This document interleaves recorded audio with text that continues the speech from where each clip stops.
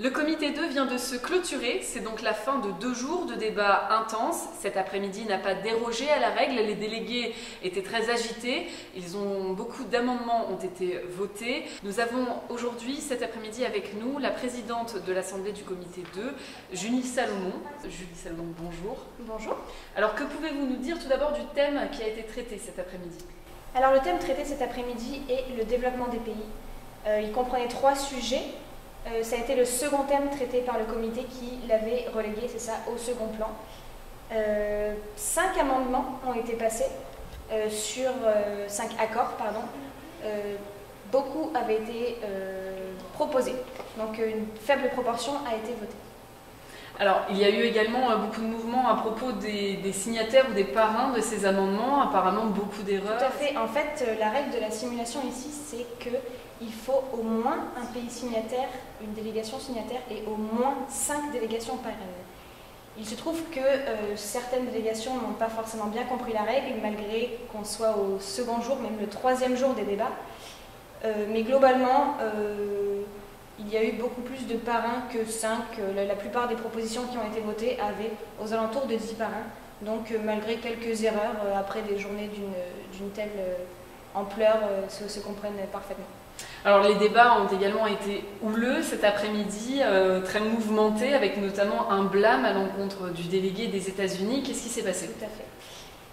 Le délégué des États-Unis a, selon l'Iran, selon la République islamique d'Iran, proféré des propos insultants, tout à fait.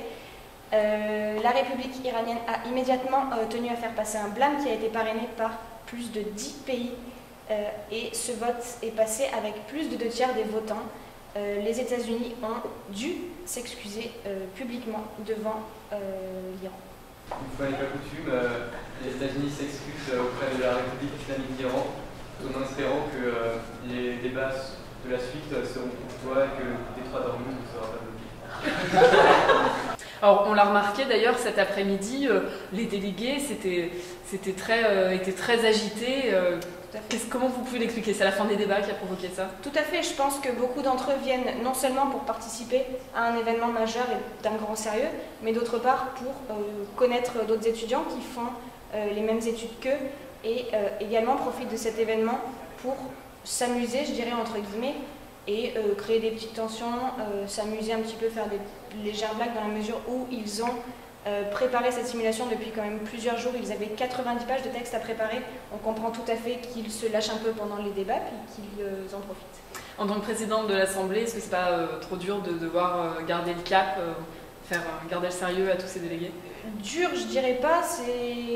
Oui, il faut un minimum de sérieux puisque, bien entendu, avec la profusion de blagues et de bêtises dites volontairement pendant les comités, c'est ça, la présidence doit tenir un minimum les rênes et s'assurer que tout se déroule comme il faut.